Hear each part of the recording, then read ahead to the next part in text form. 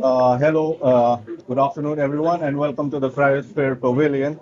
Our next session is on the theme of bridging communication gaps in Arctic collaboration and research. This will be led by the Association of Early Career Polar Scientists. So please, and there will be a panel discussion and there will be a few presentations. And Victoria is going to lead the session, so please go ahead. Thank you.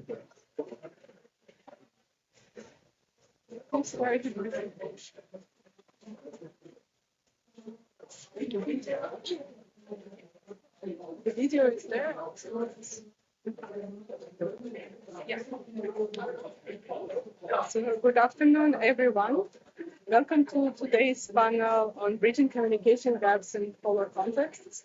This session is proudly presented by the Association of Polar Early Career Scientists, or APECS, an organization which is dedicated to empowering the next generation of polar researchers. APECS supports early career scientists with resources, mentorship, and opportunities to connect with broader polar research community. Our goal today is to explore the bridge and how to bridge the communication gaps between polar science, policy, and public. And we are honored to be joined by both early career and senior researchers and activists. So important note, our VCRs travel to COP29 was supported by the Prince Albert II of Monaco Foundation's Polar Initiative and Alfred Wegener Institute Penn-Post Center for Polar and Marine Research. So I'm pleased to introduce you our panelists, starting with three members of APECS. Celine Rodriguez is a PhD candidate in international relations at Universidade Nova de Lisbon. Her primary focus of the research is about Arctic indigenous peoples, and it evolved into the importance the region has for Portugal from geopolitical and security perspectives, maritime and human security. Tamiri Sauda, who is here presented also in person, is a biologist and paleontologist with a master's degree in technology and environmental science from the Federal University of Triângulo Mineiro, Brazil. Her research explores how the climatic changes of the Eocene, which transformed Antarctica into the vast ice as it's today, affected these organisms. Currently, she is preparing for a PhD program intended to investigate the adaptive responses of past animals to contribute to solutions and strategies that could help mitigate current and future climate change. And then Dr. Gita Plakal is an early career marine scientist from Kerala, India. She's promoting projects related to global warming and climate change mitigation, sustainable agriculture and aquaculture, women and child empowerment for making a better world. She's the director of World Alliance for Internationals and active member in many worldwide organizations and international networks. And we have our extra special guest. One is Pamela. Pamela is documentary photographer and explorer from Mexico, who has built a body of visual work and campaigns around climate justice and gender equality. She has co-founded several initiatives, including Visa One World, Latinas for Climate, and most recently Climate Words.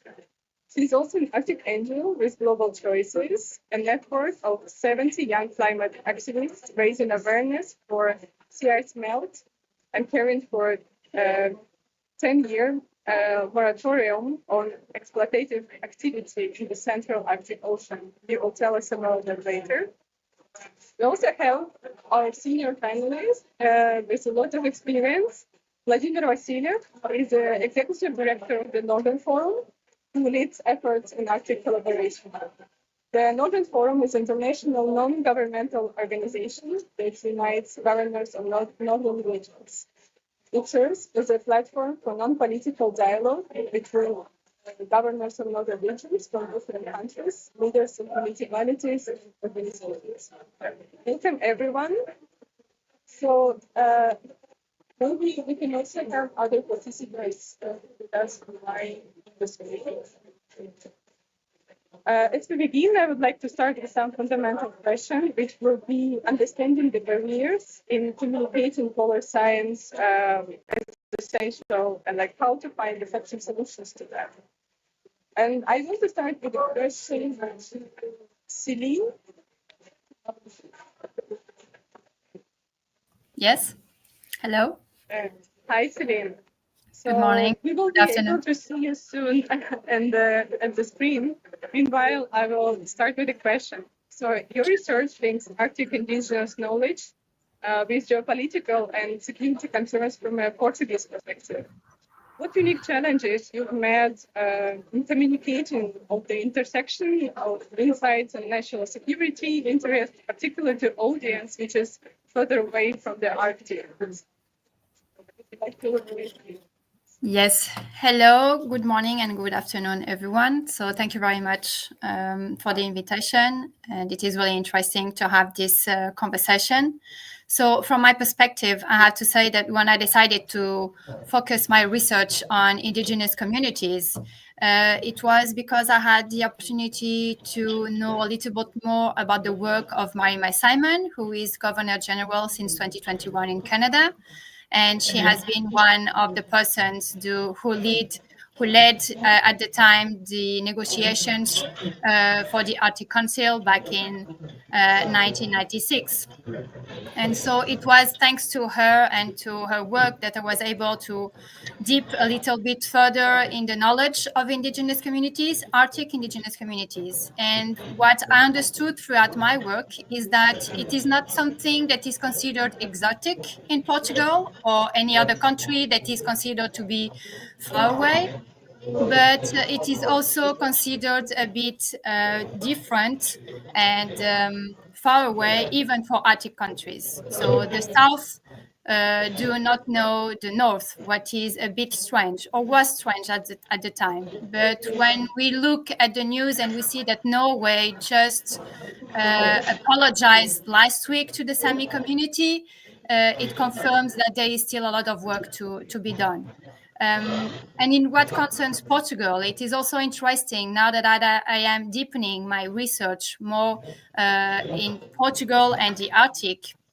It is also interesting to see that in the past, Portugal had some relation and had some activities that were similar to Arctic indigenous communities, like whaling hunting. So maybe when you go back in the past, we see that it is not so different than that between, in this case, the Southern Europe and the Arctic indigenous communities. And maybe we have more similarities than we think. We just have to remember that.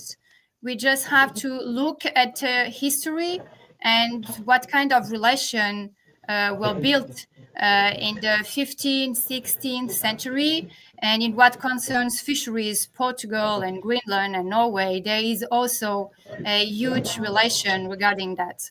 So it is really to try to bring those similarities and those relations back to the discussion to really understand that Arctic communities are not so different, and we need to really learn while we still can with them, because everything is changing for a while for them, but also for us. And so we are starting to reach a point where we all need to learn together how to adapt to those rapid changes. And so, yes, it is really interesting to communicate those histories and to communicate why traditional indigenous knowledge is relevant, not only for them, but to all of us. And obviously, it depends on who you are talking to. It depends on whether the persons you are trying to reach are interested in the topic. And we know that if we have policy decision makers, if they are not interested in the topic, it can be much more difficult to reach them and to make them understand why it is important. So we need to work on that kind of communication and try to understand what kind of language we can use and what kind of histories we can present so they can better understand why they are so important to us. Great, Celine, thank you very much. It's great that you touch upon this connectivity in geographies and both in histories. Samiris, you also work on connecting history. So you work with Antarctic fossils, researching this climate resilience with optic and connect them historically, what was happening there nowadays. What are the main challenges for you to explain that to non-specialists, to bigger public, and how do you articulate that? Would you like me to share this? We can have the geographical difficulties because here we have the map from La Meseta Formation, which is in the Peninsula Antarctica, and we have this long location with Brazilian because it's a huge country. And here I bring some fossils we have there, some gastropods and bivalves. So we have the geographic difficulties, but we have the cultural difficulties too because when we talk about climate change in Brazil, we always talk about Amazon and other biomes we have, and they never connect our problem with the poles. And we know as a biologist and a scientist, we work with this topic. We know the connection, we know the earth is everything connected. So this is a difficulty we had. And we had the weather too because it's a hot country. So how can we explain to the kids? Oh, we're talking about 0 degrees. They don't leave it that. Only when we open the fridge. So it's difficult to explain that to them. Other thing I write here is when we talk about paleontology, all people talk only about the past. We never do this connection with the future or the present. Sometimes we can connect when we talk about the birds, for example, that's great example. But when we talk about the Antarctica, for example, which in the past was a green country, it's a little bit difficult to them. So now this white country. So this is a challenge, but we can use this as an opportunity too, because we can use these fossils, these huge fossils, for example, the dinosaurs, the trilobites, and the other giant insects to do this connection and start the conversation. So we can show them the earth changing and the life changing, and now it's changing again, but we have this possibility to stop this changing. And we have these people, we are directly affected by these huge temperatures. It's changing. I don't know if you guys understand.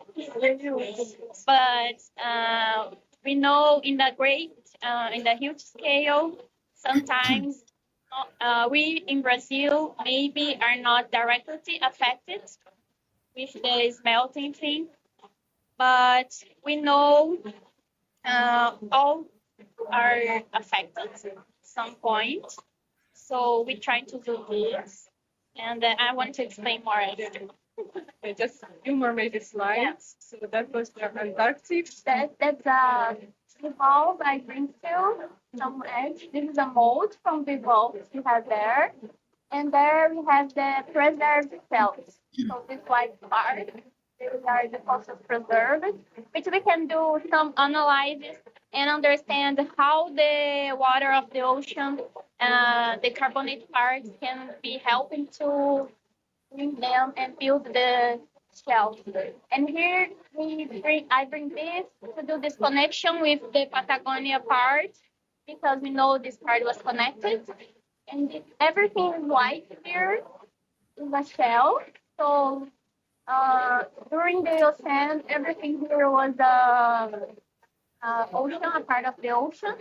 And here there is another fossil from Patagonia. So the fossils we have, the both regions are very similar and show how the biota lived there. And some species we have today, and they are recent.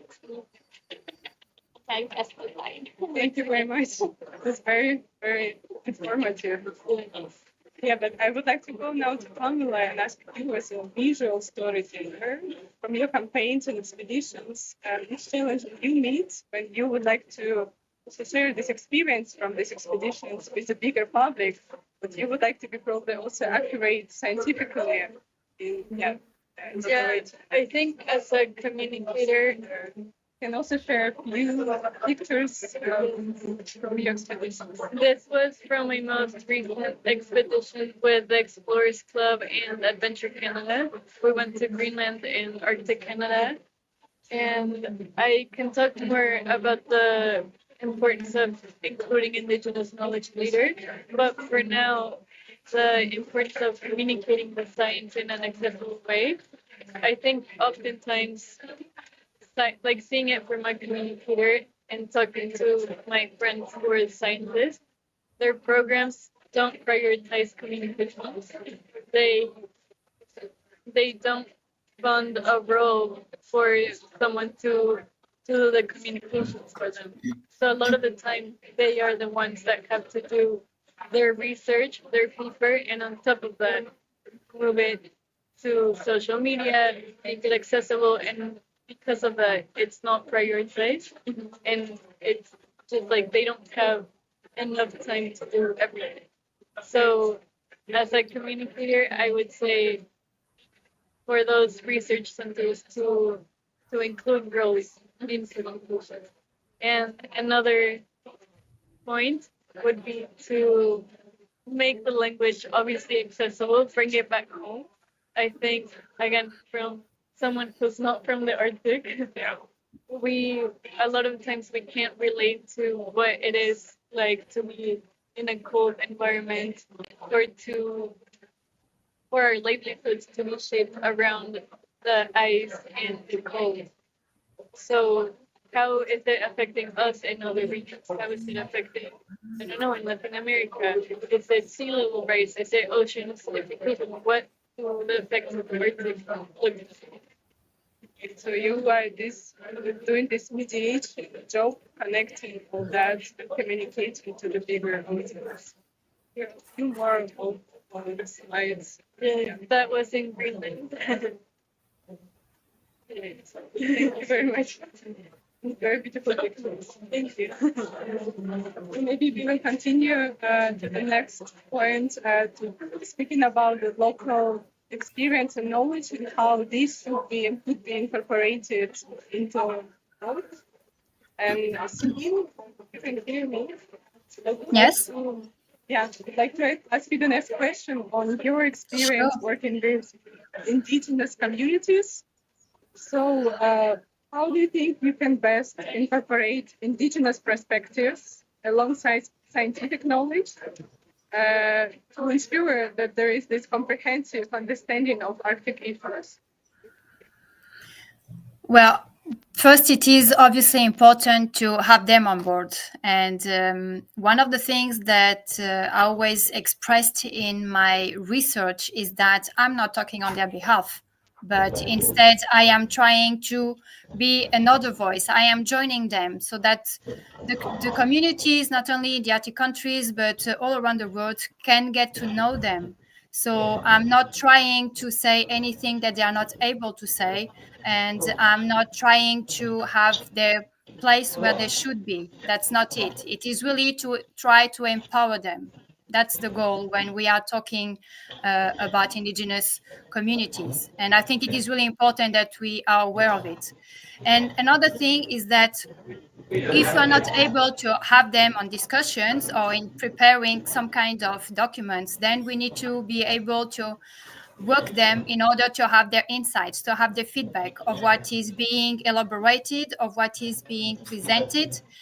Because if the intention is not to talk on their behalf, then at some point they need to join when we want to present something. And so it is really important to have their presence. And I think that one of the things also that could be important for APECS, for example, is really to try to understand where are the indigenous young researchers in different countries in APECS. If they are not, then what is missing? Why they are not joining this platform and this association? Because it could be helpful also for them. They could join us. And so what can we do to reach them? Where can we reach them in the Arctic countries where APECS is present? And what could they bring to the discussion? And I think it is a starting point if we want to focus on a smaller scale. Then obviously when we keep growing in the scale, then the United Nations has already said that traditional knowledge is also recognized as scientific knowledge. It is to be placed at the same level. And so we should not be questioning that anymore. And so it should be something very natural to happen, to have them at the table. And still, we feel that it is a bit difficult. And we know that they are being requested a lot lately, that they have a lot of work to do. And sometimes they also have to select where they can be, where their presence is really effective and useful. So I believe that they also have to select all the requests and invitations they receive. And so, yes, it is also important to have them to explain why everything is connected, because talking about the Arctic is talking about the role it plays in the system, the functioning of the Earth system. It is understanding that the ocean and the ice have a specific role in it, and why it is important, so that we don't witness what we are witnessing with so many floods, with so many fires, with so many doubts. I mean, there's so many things that we need to really express correctly, and they can help us because they have for some time already this experience. As we know, they have not been heard.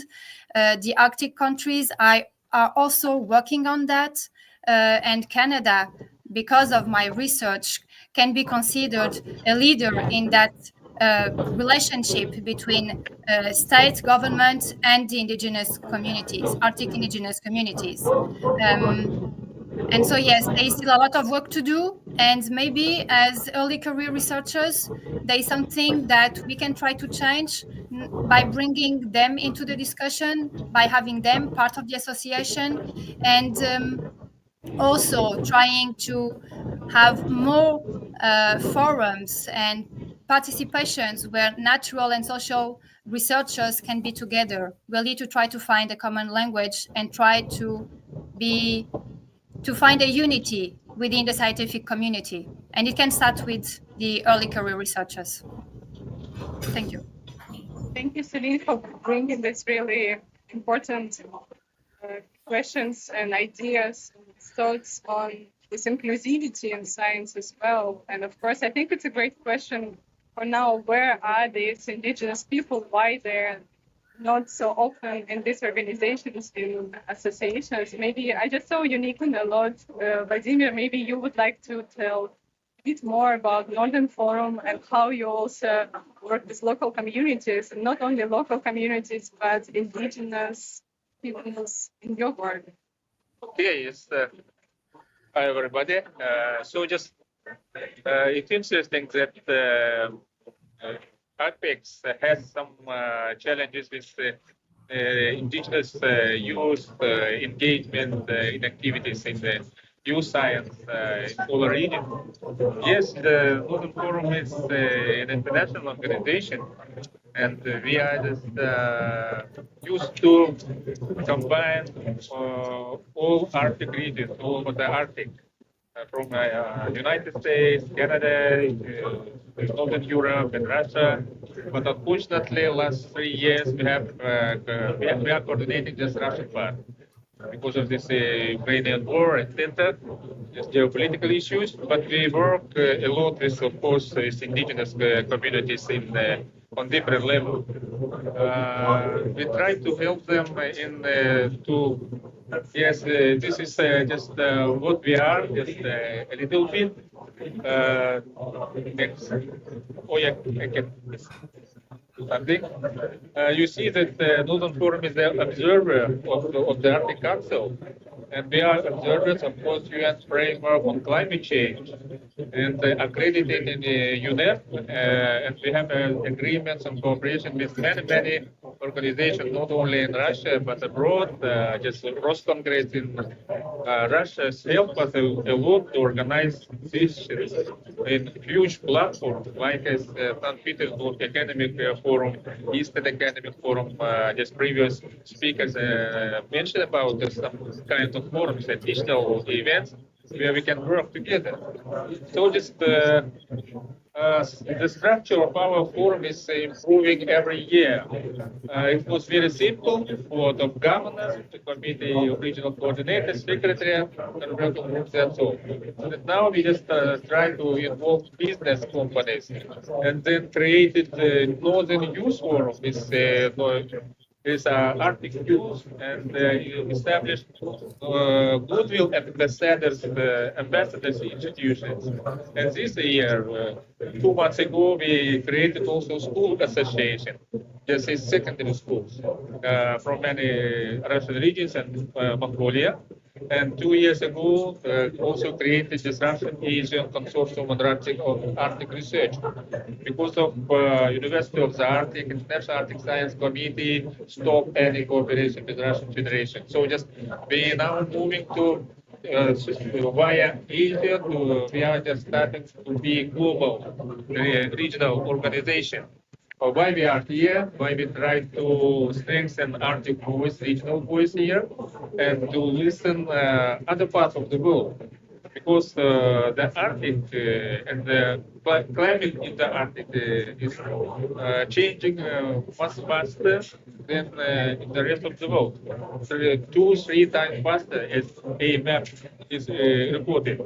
So just we have to find new collaborations, new communications, new interactions with any countries in the world, and try to do something together, taking into account that international polar year is coming in only in just 8 years somewhere. Time flies. So we have just passing generation, older generation. We would like to share our experience, our knowledge, to help the young generation to be more active internationally and globally. And if you have some not problem, but some requests or some challenges with indigenous communities involvement, we can help you with that. Because just there are many associations of the native people. 6 permanent participants of the Arctic Council, Sami Council, Inuit Triple Council, Atapasca, Gwich'in, Aleut International Society, Raipur in Russia.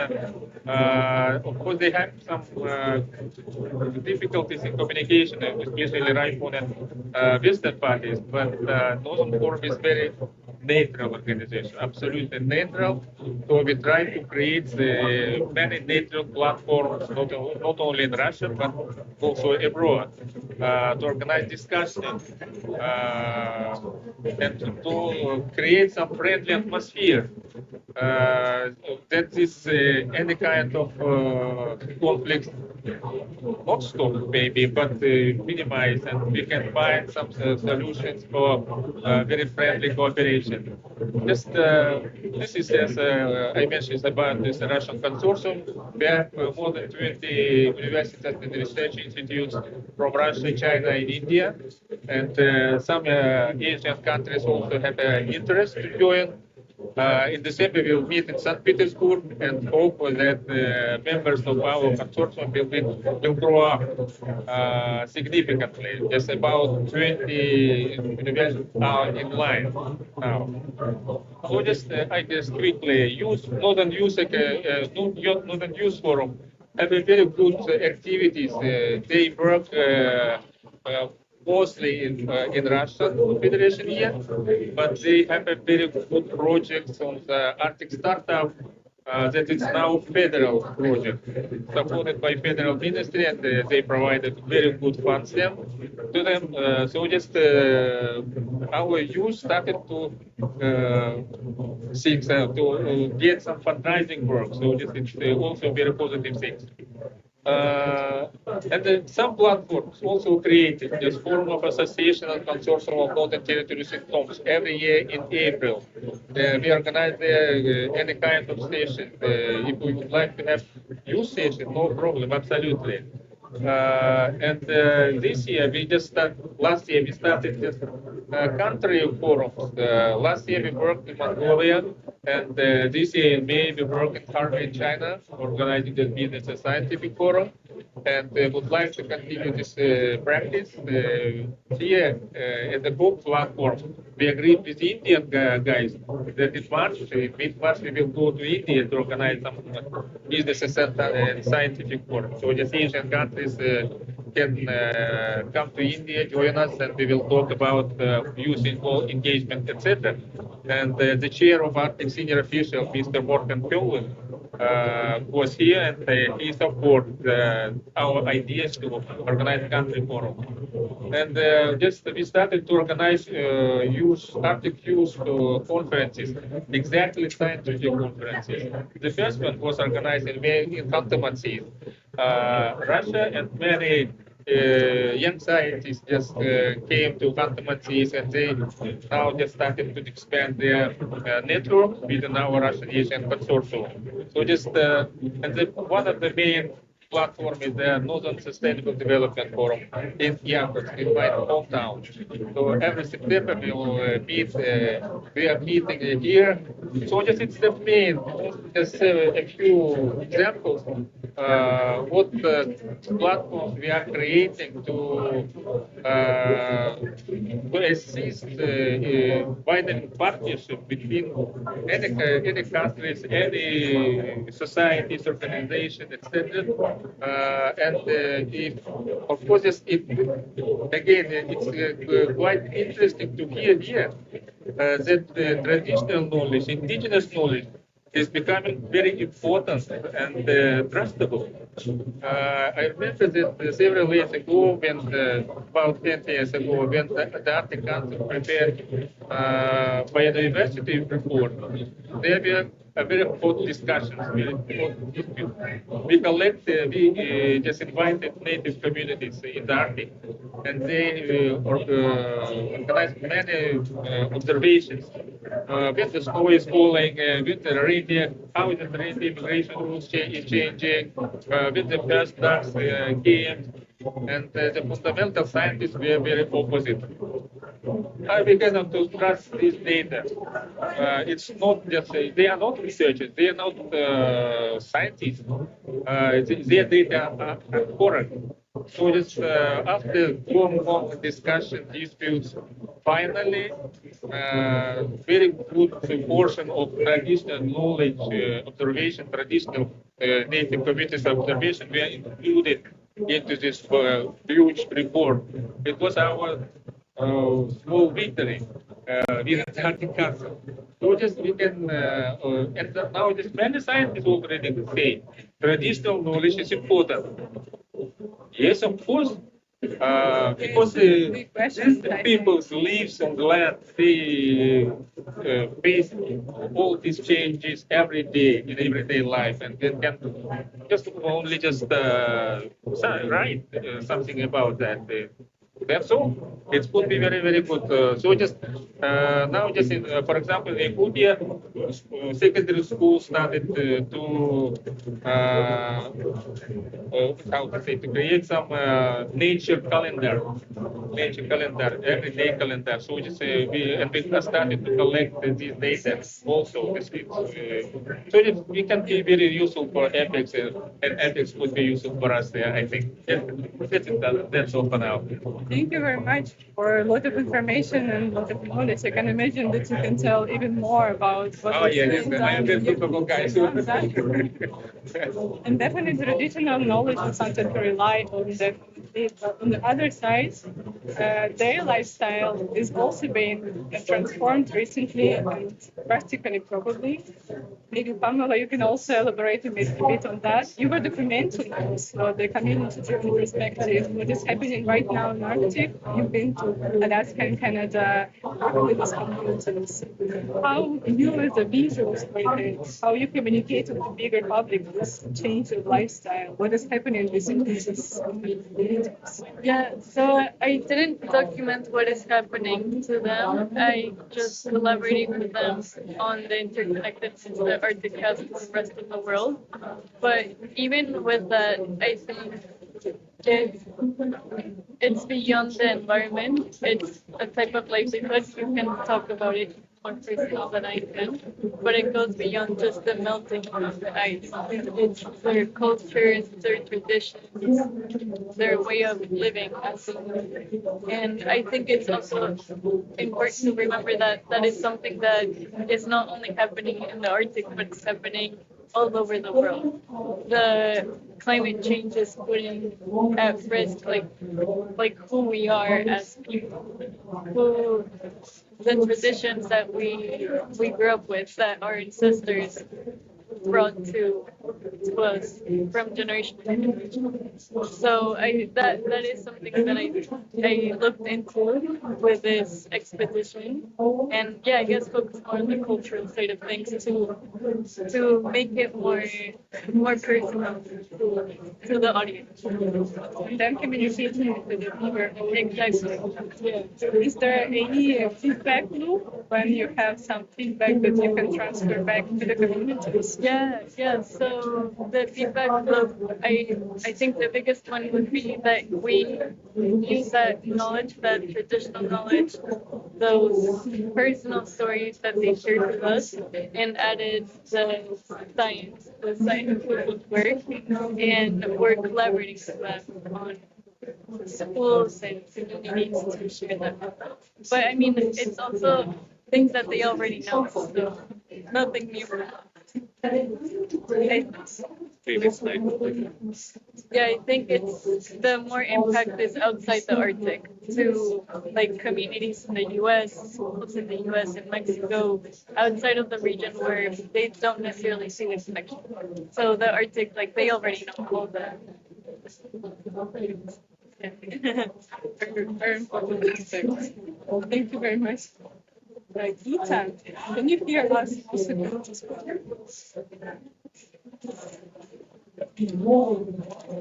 Gita, can you say something, please? We cannot hear you yet. Maybe you're muted. Can you hear me now? Yes, yes. Thank you very much. Thank you. Thank you.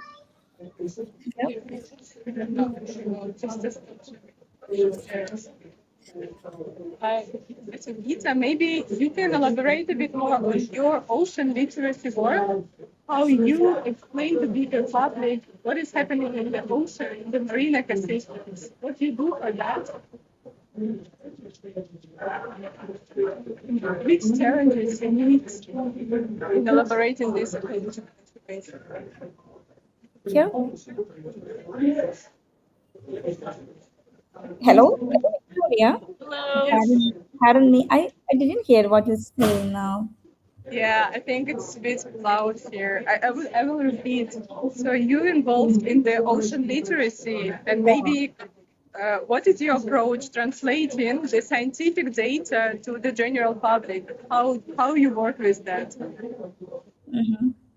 Yeah, actually, it's as a communication leader or something like that in a LinkedIn influencer or a ocean literacy advocate and a nature lover and earth lover. I am very passionate about communication via the social media, and I am always using some approaches or some strategies to bridging the gap between the scientific data sharing or the public's understanding and everything, and communicating in its way that is relevant and meaningful and provide perspective for the study. And just like we use some clear language to describe the science. Sometimes use non-technical words when possible, and define the jargons needed. Carefully review our chosen language also, and sometimes tell stories and transparent and accessible communication, and to build trust in public or the community or the people. And sometimes we can use some decision tree analysis or tools to help the decision makers or community people to evaluate the options, some calculate outcomes and the potential of that or outcome of some projects, etc. And sometimes such research accessible to public via open source, something like that. It will be helpful for publics or communities to understand easily. Sometimes it may be available in a free of cost or low cost method, using sometimes, for example, American Association for the Advancements of Science are providing such facilities for the public and the communities and the easier or early career researchers to use the scientific knowledge sharing to communities or access the data and everything for their projects and activities, etc.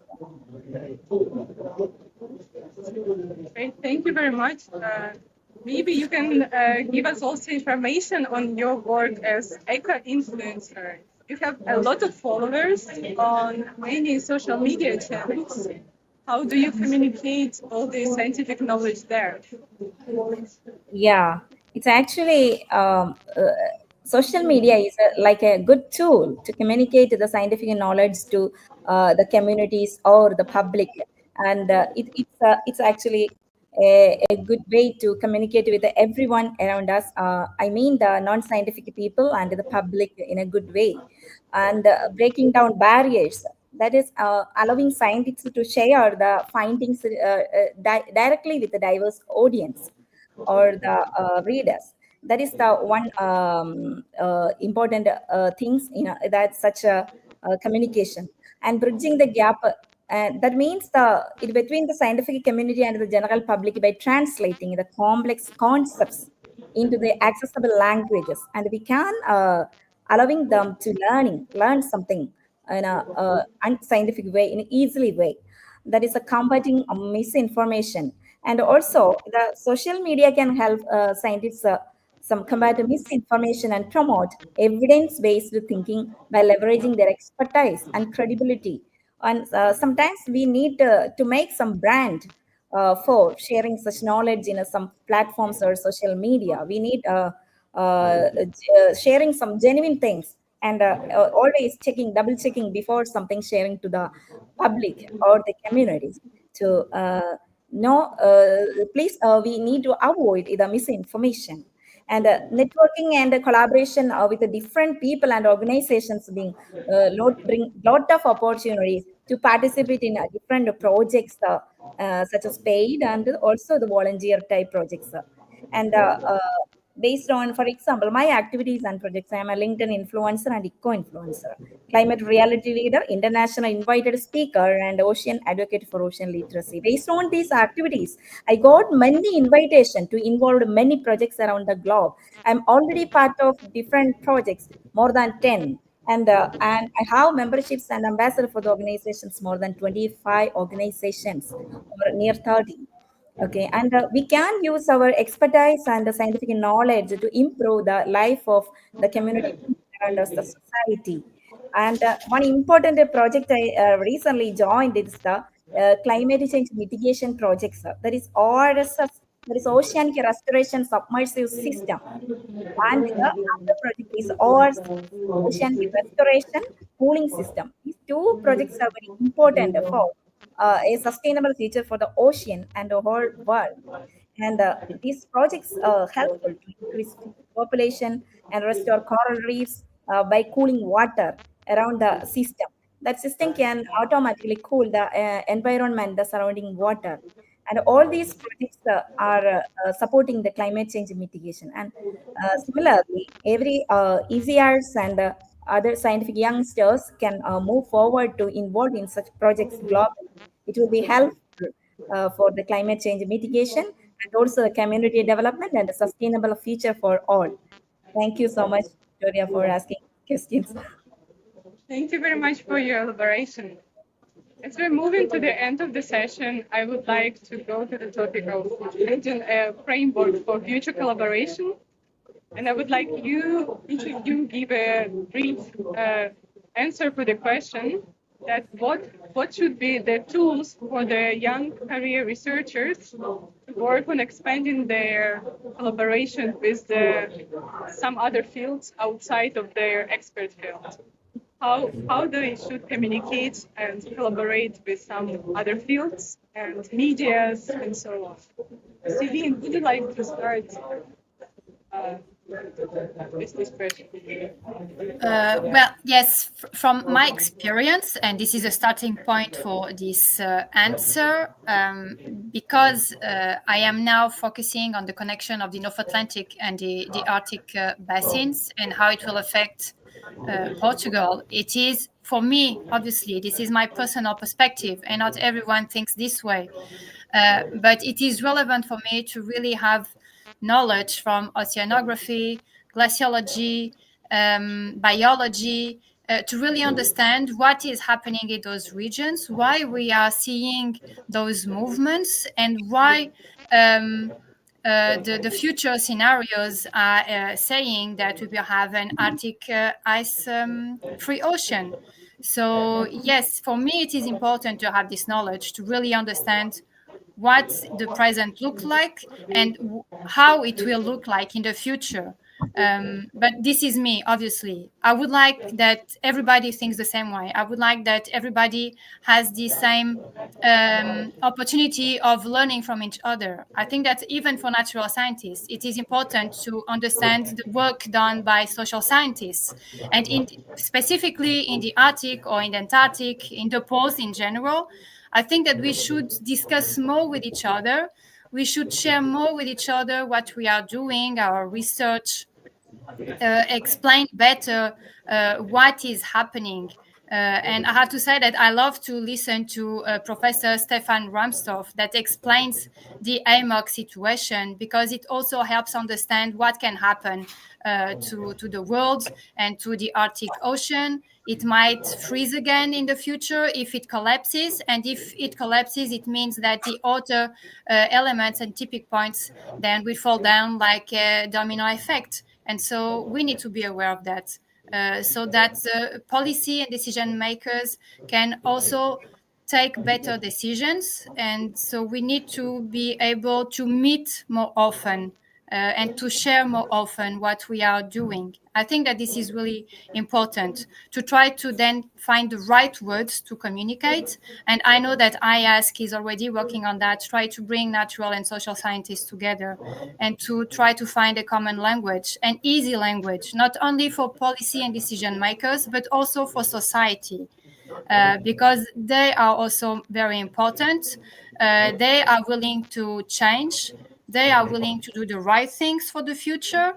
And we need also to give the right information.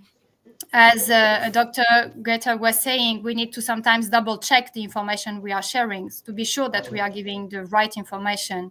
And so that policy and society in general, and even NGOs or other companies, because it is about everyone. The thing that we need to bring everyone together is not only governments, is not only the public sector, it's also private and communities, indigenous and non-indigenous. And so this is something that it is in the paper, but still really needs a lot of work to be put in practice. That's what we see. And if we, as a smaller community, scientific community, were able to try to put this in practice, then I think this is a goal achieved. It takes time also to change minds, but I think that we all have to benefit from each other and what we are doing each other. We are not competing in scientific community. We are collaborating with each other. So this should be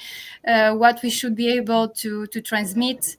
This should be the right message, and hopefully in the correct way, so everyone can understand what is happening, why the ice and the ocean are so important in the Earth system.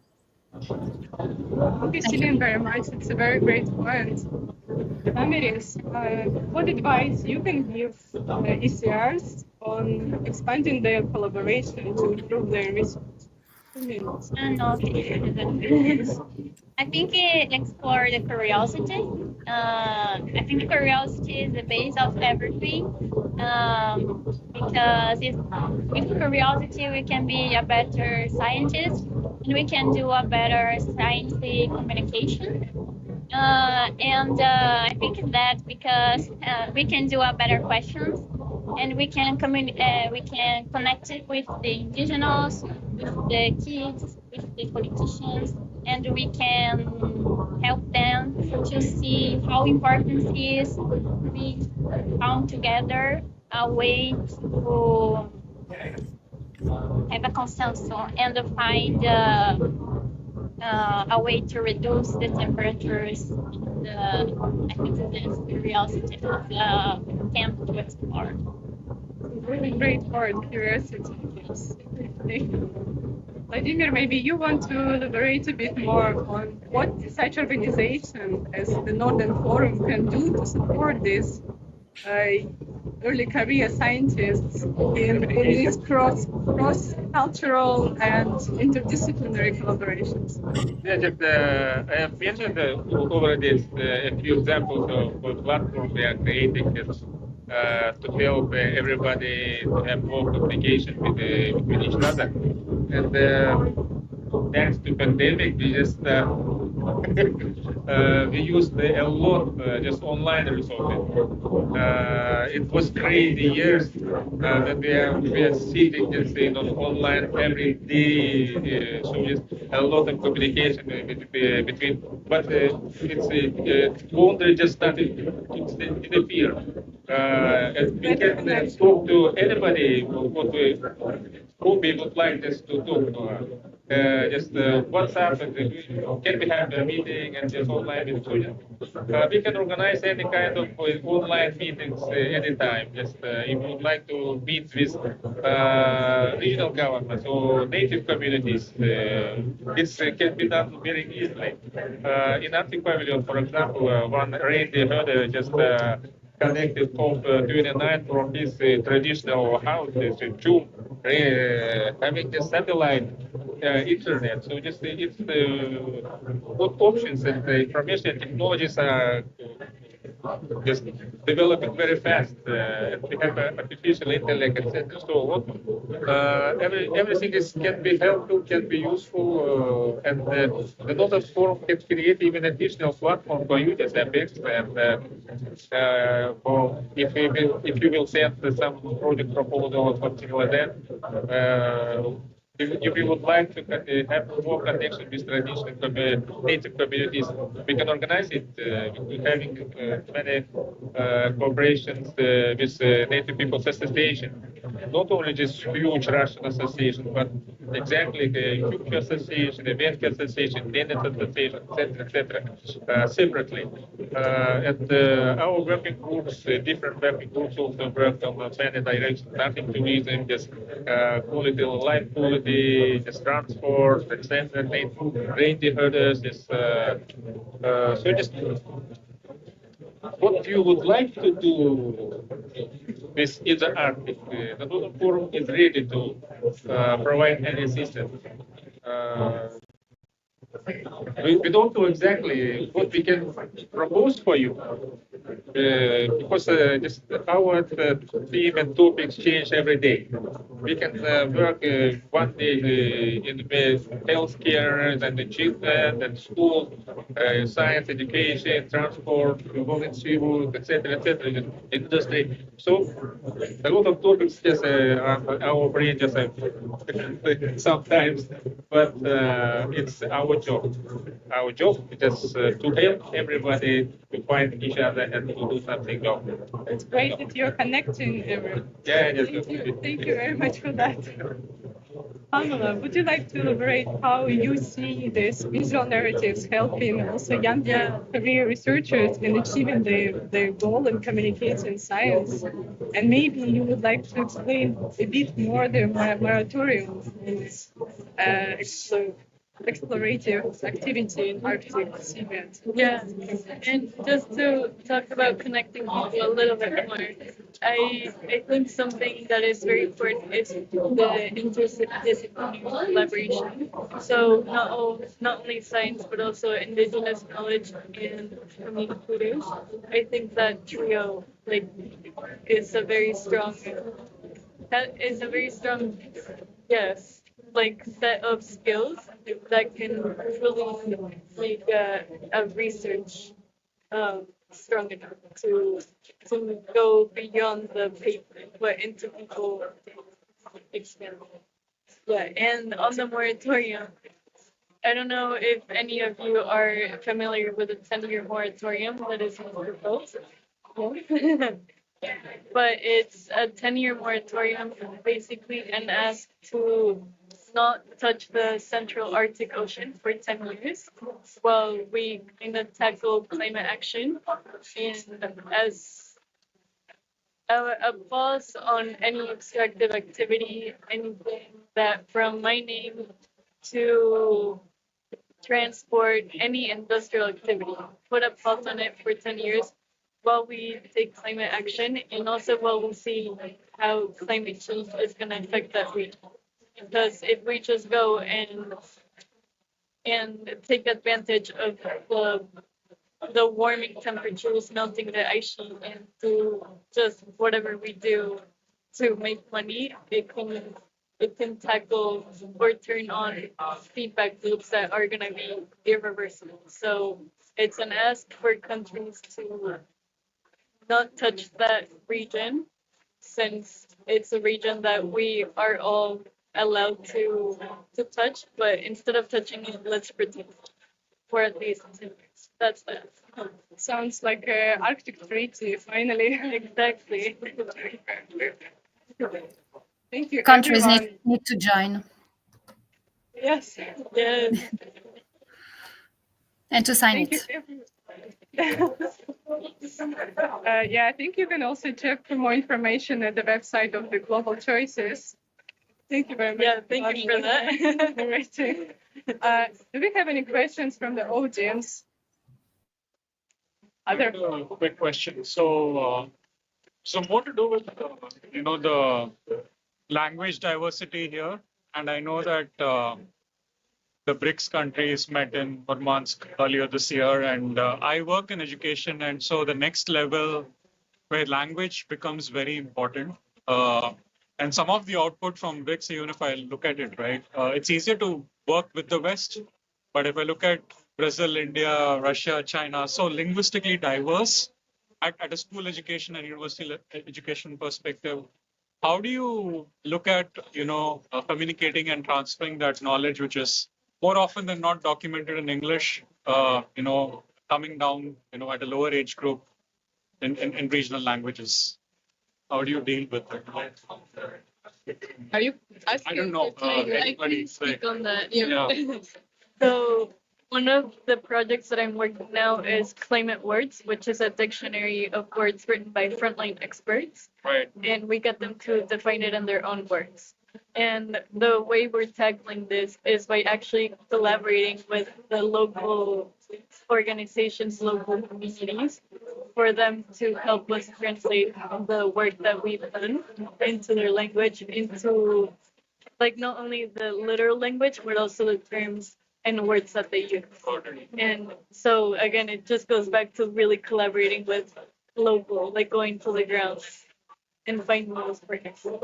And a lot of times they're small organizations, so it's not going to be anything fancy, but they're doing the work and it's really honest work. Yeah. And do you go back and measure the impact of what's happened, and you find that more effective? Yeah, climate literacy is actually correlated to climate action. So someone who is climate literate is more likely to take 3 times more action. So yeah, there's a few research papers connected to that, and it is something that the more people know, the more likely they're going to take action. great when you speak here about connecting small organizations into bigger body. Do you have any other questions or comments? Just about language. That yes, when we promise to organize your connection with the indigenous people communities, for example, in Russia, they don't speak English. Unfortunately, most of them, a few ones can speak English. So just the Northern Core has an interpreter team, and we can provide this interpretation. The Russian English is simultaneous interpretation to some instrument we also have to help in connection. So just it's very brief comment. Thank you very much. So as we wrap up, I want to thank all of you for participating in this panel discussion. I think, again, very great ideas. So one of the main thoughts, collaboration, very intense collaboration of different fields. What I hear from all the sides of organizations, and what I also liked about you saying going beyond the paper, how to go beyond the paper, how to communicate the science with bigger public. I think maybe some of the questions are still open, or there are a lot of ways to do that. Maybe some of you would like to stay in contact later and discuss it a bit more. Thank you very much, everyone, also who joined us live. Thank you, guys, here for leaders for organizing. Yeah. Thank you very much. Thank you. Have a nice day. Bye-bye. Wait, girls, let's take a picture together. Don't disappear yet.